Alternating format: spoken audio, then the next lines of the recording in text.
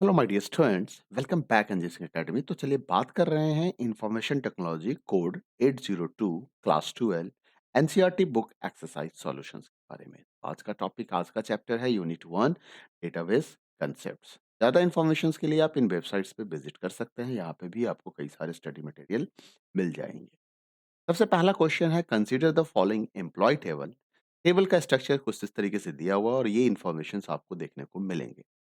The primary key of this table is the employee ID and manager ID is a foreign key that references employee ID। मतलब self referencing table का concept है यहाँ पे। जैसा कि मैंने आपको बताया था अपने ट्यूटोरियल वीडियो में, अगर आपने नहीं देखा है तो हमारा पीछे का वीडियो भी चेक कर सकते हैं, जिसमें मैंने बताया था कि जब एक टेबल के अंदर एक कॉलम किसी उसी टेबल के किसी दूसरे कॉलम को रेफरेंस करता है, मतलब एक तो फॉरेन की बनेगा और एक प्राइमरी की रहेगा, तो ऐसे टेबल को सेल्फ रेफरेंसिंग टेबल कहते हैं।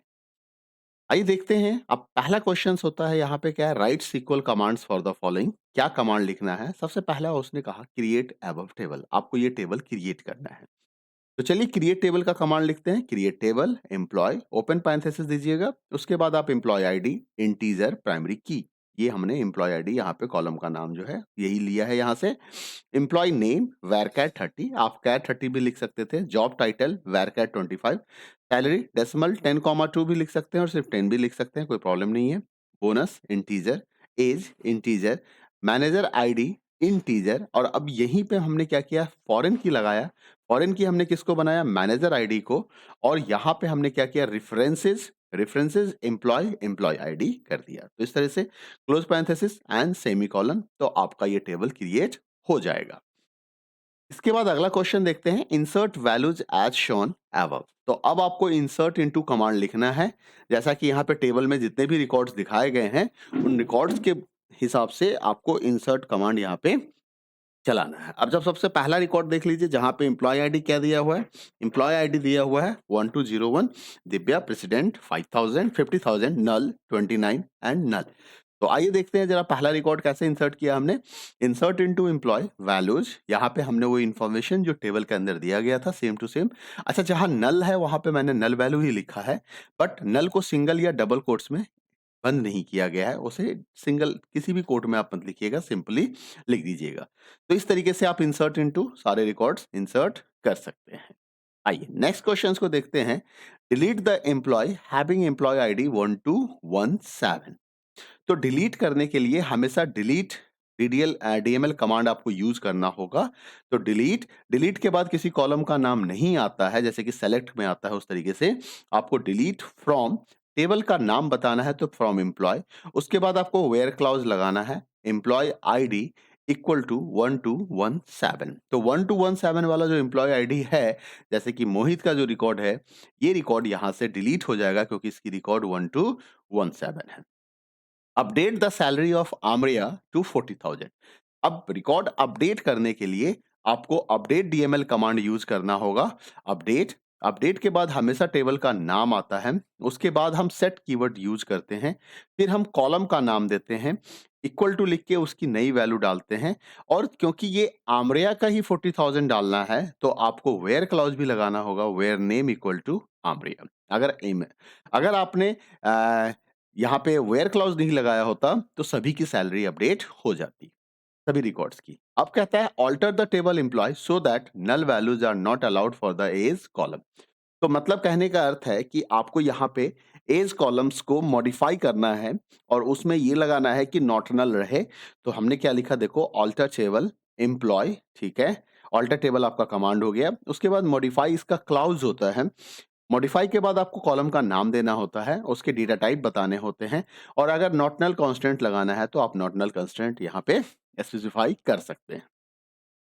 Write a query to display the names and salaries of those employees whose salaries are greater than 20,000। तो अब आपको क्वेरी लिखना है यहाँ पे। तो क्वेरी लिखना है तो क्वेरी हमेशा सेलेक्ट कमांड से स्टार्ट होता है। सेलेक्ट हमारा सेलेक्ट क्वेरी कमांड कहलाता है। ऐसे कई बार इसे हम डीएमएल कमांड की कैटेगरी में भी रखते हैं। अब इसने कहा कि हमें क्या दिखाना है, display the name and salaries. तो सिर्फ दो इंफॉर्मेशन दिखाना है। तो यहां से एम्प्लॉय नेम कॉमा सैलरी, क्योंकि आप देख सकते हो कि टेबल में जो एम्प्लॉयड का नाम है वो एम्प्लॉय नेम के नाम से है और सैलरी कॉलम सैलरी के नाम से है, ठीक है। तो आपने यहाँ पे क्या लिखा, एम्प्लॉय नेम कॉमा सैलरी, इसके बाद आप फ्रॉम लगाएंगे, फिर टेबल का नाम आएगा एम्प्लॉय, फिर आपने वेयर क्लॉज लगाना है, और इन्होंने कहा था ग्रेटर देन 20,000, तो salary greater than 20,000, and last में सेमीकोलन लगाना बिल्कुल मत भूलिए। Write a query to display details of employee who are not getting any bonus, मतलब आपको ऐसे रिकॉर्ड दिखाने हैं जिसके बोनस कुछ नहीं आता, तो बोनस का मतलब जिसकी वैल्यू नल है हमें वो दिखाना है। तो ये काफी इंपॉर्टेंट क्वेश्चन है। नल का कंपैरिजन हमेशा इज के साथ होता है, ये चीज ध्यान रखना है। कभी भी आप बोनस इक्वल टू नल मत लिख दीजिएगा। तो आपको लिखना है select display details of employee. अब इसने कहा डिटेल्स ऑफ एम्प्लॉय, इसलिए यहाँ पे सेलेक्ट स्टार आ गया, स्ट्रिक्ट आ गया, फ्रॉम एम्प्लॉय आ गया, वेयर बोनस इज नल। ठीक है। Write a query to display the name of employee names of employees whose name contain a as the last alphabet. अब ये पैटर्न मैचिंग का question है, काफी इंपॉर्टेंट क्वेश्चन है, ध्यान रखिएगा। यहाँ पे लाइक क्लॉज का हम इस्तेमाल करते हैं। Select employee name from employee where employee name like percent a, where employee name like percent a. ठीक है। तो परसेंट ए लगाने का मतलब हो गया कि ए इज द आखिरी करेक्टर्स और उसके पहले कुछ भी लिखा हुआ हो सकता था। अगर मान लो ऐसा हो जाता कि नेम स्टार्ट विथ ए होता तो क्या लिखते आप, ए और फिर आप परसेंट का साइन लगा देते। नेक्स्ट क्वेश्चन है write a query to display the name and job title of those employee whose manager ID is 1201। तो क्या है, आपको लिखना है सेलेक्ट, और क्योंकि एम्प्लॉय का नाम और जॉब टाइटल बताना है तो employee name comma job title, उसके बाद टेबल का नाम फ्रॉम एम्प्लॉय, उसके बाद मैनेजर वेयर क्लाउज लगाएंगे, where manager ID equal to 1201। Write a query to display the name and job title of those employees whose manager is Amriya। तो अब आपको क्या करना होगा, आमरिया का मैनेजर आईडी हमें पता होना चाहिए।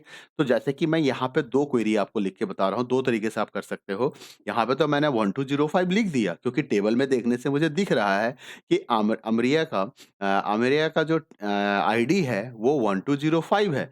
तो 1205 यहाँ पे देख सकते हो, मैनेजर ये दिख रही है यहाँ पे। ठीक है। तो अब ये रिकॉर्ड दिखाना था, तो हमने यहाँ पे क्या क्वेरी लगाया, हमने लगाया select employee name job title from employee where manager ID equal to आमरिया। बट सपोज आपको आमरिया का मैनेजर आईडी नहीं पता है और आपको वो भी पता करना है, तो आपके बुक के अंदर में एक नेस्टेड क्वेरी का कंसेप्ट भी दिया हुआ था, query inside another query.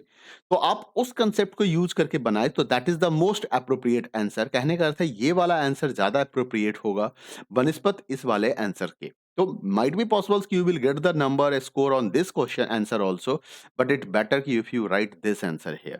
So what is the question here, what is the answer here, select employee name job title from employee where manager ID. अब क्योंकि मुझे एक ही मैनेजर आईडी मिलेगा तो मैं यहाँ पे इक्वल टू लगाऊंगा, अगर मल्टीपल मैनेजर आईडी निकल के आता तो इन लगाना होता। ठीक है। तो यहाँ पे देखो हमने क्या किया, हमें तो सिर्फ एम्प्लॉय आईडी चाहिए, किसका, आमरिया का। तो हमने क्वेरी लिखा select employee ID from employee where employee name is equal to आमरिया। तो जैसे ही आपने कमांड लिखा तो ये क्या करेगा, ये यहाँ से 1205 निकाल के देगा और वही 1205 यहाँ मैनेजर आईडी के साथ कंपेयर होगा और फिर उस एम्प्लॉय का नाम और जॉब टाइटल आ जाएगा जिसकी मैनेजर आईडी अमरिया का है। ठीक है।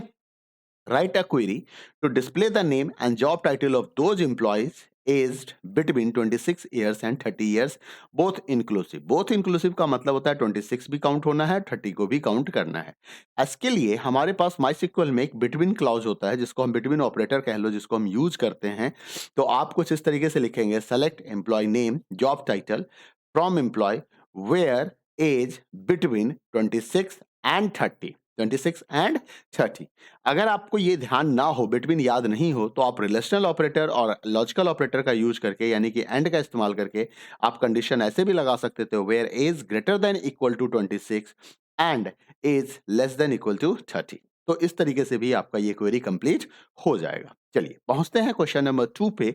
अब क्वेश्चन नंबर 2 कहता है a railway company use machines to sell ticket, the machine details and daily sales informations are recorded in two tables, तो machine id car 3 station car 30 sales table machine id car 3 date ticket sold integer income decimal 82।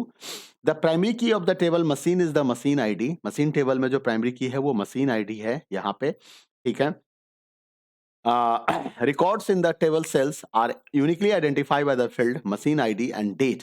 तो मतलब यहाँ पे machine ID और date दोनों ही primary की बन जाएगा इसके अंदर में, यानी कि कंपोजिट प्राइमरी की का कंसेप्ट आ रहा है इस जगह पे। तो आइए देखते हैं टेबल मशीन्स को। आपको सबसे पहला क्वेश्चन आपसे कहा जा रहा है कि create the table machines and sales.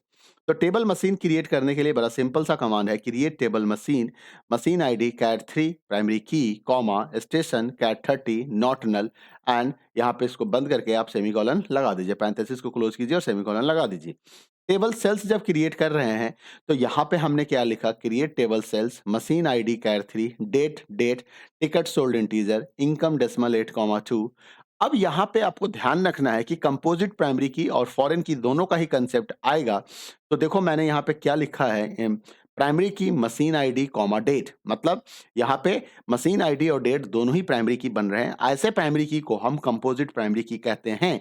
मतलब ना तो मशीन आईडी इंडिविजुअली प्राइमरी की है और ना ही डेट इंडिविजुअली प्राइमरी की है, दोनों मिलके काम करेगा तभी प्राइमरी की बनेगा। उसके बाद फॉरेन की machine ID references machine ID, तो यहां पे से हमने फॉरेन की भी बना दिया मशीन आईडी को, सो दैट की प्रॉपर मशीन आईडी वहां पे इंसर्ट हो। और उसके बाद क्लोज पैरेंथेसिस एंड सेमीकोलन। ठीक है। नेक्स्ट क्वेश्चन है, write a query to find the number of ticket machines in each station. तो आपको काउंट करना है यहाँ पे, और काउंट करने के लिए ग्रुप का कंसेप्ट हम लगाएंगे एंड एग्रीगेट फंक्शन काउंट का यूज करेंगे। तो select station count machine ID from machine group by station. तो स्टेशन वाइज हमने ग्रुपिंग कर दिया और वहां से हमने मशीन आईडी को काउंट कर लिया। सॉरी। नेक्स्ट क्वेश्चन है, write a query to find the total ticket income of the station new Delhi of each day. तो टोटल टिकट इनकम पता करना है, तो select date comma sum of income from sales comma machine where sales dot machine id is equal to machine dot machine id and station equal to new Delhi. तो new Delhi station के जितने भी date wise जो सम होंगे वो हमारा यहाँ पे निकल के आ जाएगा। ठीक है। इसके बाद write a query to find the total number of ticket sold by the machine ID till date. तो यहाँ पे जो आंसर आएगा, select sum ticket sold from sales group by machine ID having machine ID is equal to 1 to 2। तो हमने grouping करके यहाँ पे ये इंफॉर्मेशन निकाल लिया। ठीक है। इसके बाद हम आते हैं यहाँ पे select sum ticket sold, sum select sum ticket sold from sales. इसका एक अल्टरनेट आंसर भी है, from sales where machine ID equal to 122। तो इस हिसाब से आप इसे सॉल्व कर सकते हैं। यहाँ पे इस वाले क्वेश्चंस में जैसा कि मुझे लग रहा है, मैंने सॉल्यूशन तो लिखा है लेकिन स्टिल मुझे यहाँ पे लग रहा है कि यहाँ पे ग्रुप बाय का कंसेप्ट होना चाहिए था, क्योंकि इसने कहा query to find a total ticket income of station new Delhi of each day. तो इच डे का उसे टोटल इनकम चाहिए, तो फिर हम डेट नहीं भी लगाएंगे तो हमारा काम आ जाएगा, क्योंकि हमें तो सिर्फ सम चाहिए, है ना, सम ऑफ इनकम बताना है, टोटल इनकम बताना है। अगर डेट वाइज टोटल इनकम बताना होता अगर इस जगह पे, तो आपका ये क्वेरी जब हम बनेगा तो यहाँ पे ग्रुप बाय का भी कंसेप्ट आएगा। तो ग्रुप बाय आप डेट कर सकते हैं, यहाँ पे लिख सकते हैं ग्रुप बाय डेट। तो डेट के हिसाब से ग्रुपिंग हो जाएगी, लेकिन जिस जिस न्यू दिल्ली वाले स्टेशन का जो होगा सिर्फ वही वाला रिकॉर्ड दिखेगा, क्योंकि आपने यहाँ पे and station equal to new Delhi लिख रखा है, तो कहीं कोई प्रॉब्लम नहीं आएगी। चलिए, तो इस तरह से आपका ये सॉल्यूशन कंप्लीट होता है। मिलते हैं अगले वीडियो में फिर एक नए इन्फॉर्मेशन के साथ, नए लेसन के साथ। तब तक अपना ख्याल रखिए। Bye bye, take care. Video को लाइक, चैनल को सब्सक्राइब करना बिल्कुल ना भूलें। Thank you, bye bye, take care.